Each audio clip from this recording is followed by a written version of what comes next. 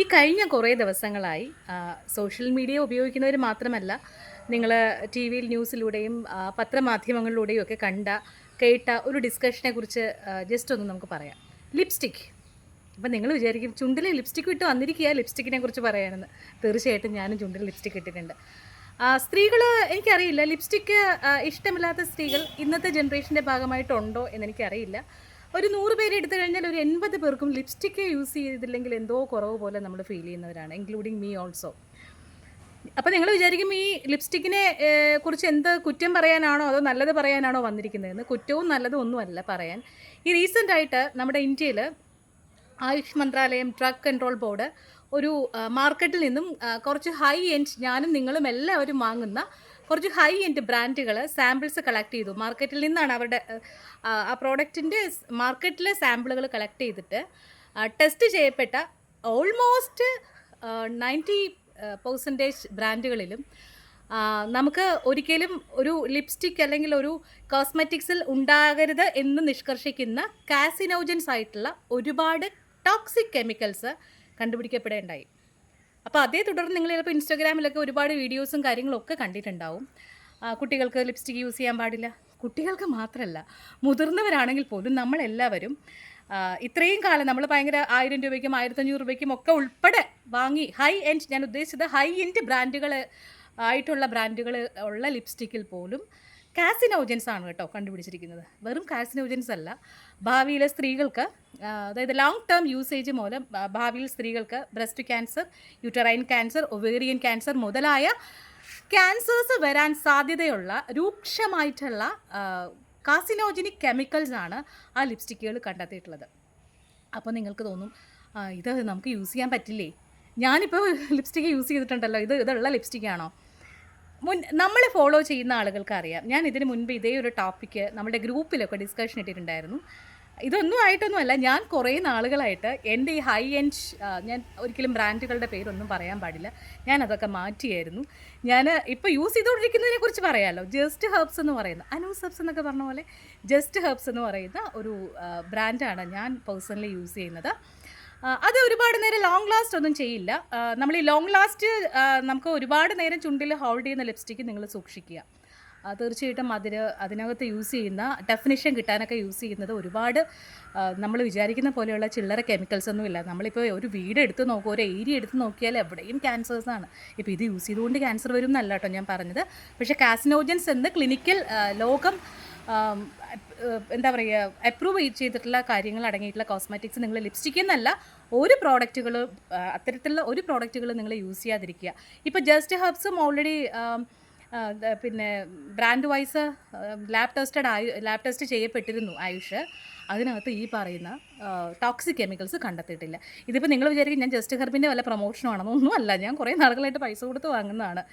Just ഹെർബ്സിൻ്റെ സൈറ്റിൽ നിന്നാണ് ഞാൻ വാങ്ങുന്നത്. അതിന് മുൻപ് യൂസ് ചെയ്തിരുന്ന പല ബ്രാൻഡുകളും, ഒരിക്കലും ബ്രാൻഡിൻ്റെ പേര് പറയുന്നില്ല, അതൊക്കെ ഓൾറെഡി നമ്മൾ ടെസ്റ്റിൽ, മാർക്കറ്റിൽ നിന്നും എടുത്ത സാമ്പിളിൻ്റെ ടെസ്റ്റിൽ ദോഷകരമായിട്ടുള്ള കാസിനോജൻസ് അടങ്ങിയിട്ടുണ്ട്.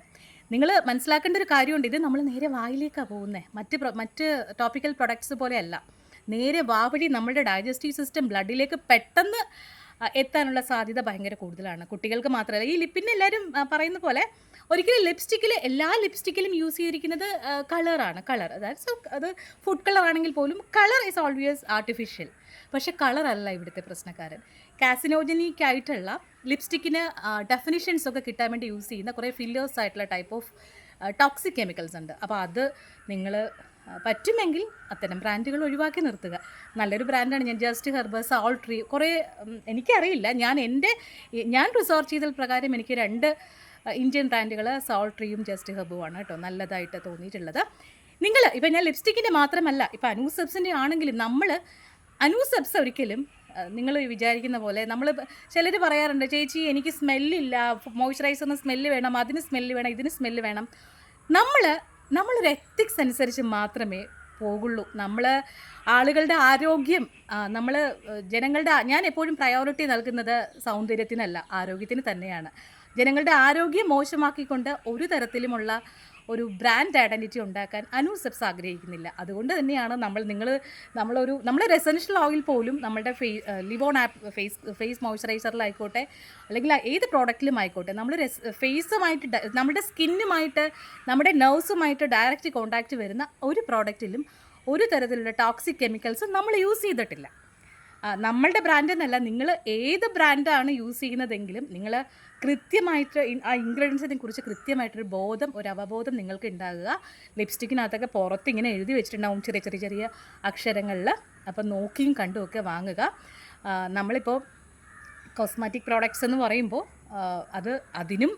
അത് നല്ലതല്ല എന്നുണ്ടെങ്കിൽ ടോക്സിക് കെമിക്കൽസ്, ഈ എല്ലാം കെമിക്കൽസ് ആണെന്ന് പറഞ്ഞ് അങ്ങനെ കെമിക്കൽസ് അതല്ല ഞാൻ ഉദ്ദേശിച്ചത്. ചിലർക്ക് കെമിക്കൽ അത് കീമോഫോബിയ എന്ന് പറയും. അതല്ല, നമുക്ക് ഹാംഫുൾ ആയിട്ടുള്ള ടോക്സിക് ആയിട്ടുള്ള ക്യാൻസർ വരാൻ സാധ്യതയുണ്ട് എന്ന് ക്ലിനിക്കൽ സ്റ്റഡീസ് തെളിയിക്കപ്പെട്ടിട്ടുള്ള ഇൻഗ്രീഡിയൻസ് ഉള്ള ഒരു കോസ്മെറ്റിക്സ്, ലിപ്സ്റ്റിക് എന്നല്ല ഒരു കോസ്മെറ്റിക്സും ഉപയോഗിക്കാതിരിക്കുക. ക്ലീൻ ഫോർമുലേഷനിലുള്ള നല്ല ഫോർമുലേഷനിലുള്ള നല്ല പ്രോഡക്റ്റുകൾ വാങ്ങാനായിട്ട് ശ്രമിക്കുക. മാത്രമല്ല, ഒരു ബ്രാൻഡ് ഓണർ എന്നുള്ള നിലയ്ക്ക് നമ്മളൊക്കെ ഇതിനെക്കുറിച്ച് പഠിച്ച് ഒരിക്കലും നമ്മുടെ പഠനം അവസാനിക്കുന്നില്ല. നമ്മൾ ഈ ഒരു ലോകത്ത് തന്നെയാണ് ജീവിക്കുന്നത്. ഫോർമുലേഷൻ്റെയും ഏതാണ് നല്ലത് ഏതാണ് മോശം അങ്ങനെയുള്ള ഒരു ബ്രാൻഡ് ഓണർ എന്നുള്ള നിലയ്ക്ക് അതെൻ്റെ കമ്മിറ്റ്മെൻറ്റാണ്. ഞാൻ എത്ര കാലം എൻ്റെ ബ്രാൻഡ് മുന്നോട്ട് കൊണ്ടുപോകുന്നു അത്രയും കാലം എൻ്റെ ഈ പഠനം ഒരിക്കലും സ്റ്റോപ്പ് ആകുന്നില്ല. അപ്പോൾ ഇത് കാണുന്ന ബ്രാൻഡ് ഓണേഴ്സ് ഉണ്ടെങ്കിൽ നിങ്ങളോടും എനിക്ക് പറയാനുള്ളത് അതാണ്. ഒരു മാനുഫാക്ചർ ചെയ്തെടുത്ത് അത് മാർക്കറ്റ് ചെയ്യുന്നതിലല്ല നിങ്ങളുടെ കാര്യം. നിങ്ങളും കോസ്മെറ്റിക്സ് എന്താണെന്ന് നന്നായി പഠിക്കാൻ ശ്രമിക്കുക. നല്ലതും ചീത്തയും എന്താണെന്ന് പഠിക്കാൻ ശ്രമിക്കുക. ആളുകളിലേക്ക് നല്ലത് മാത്രം, ഒന്നും എത്തിച്ചില്ലെങ്കിലും സാരമില്ല, ആളുകളിലേക്ക് മോശം എത്തിക്കാതിരിക്കുക. നിങ്ങൾ യൂസ് ചെയ്യുന്ന ഓരോ പ്രോഡക്റ്റും ചെക്ക് ചെയ്ത് ഓരോ ഇൻഗ്രീഡിയൻസിനെ കുറിച്ച് മനസ്സിലാക്കിയതിന് ശേഷം മാത്രം പ്രോഡക്റ്റ് യൂസ് ചെയ്യുക.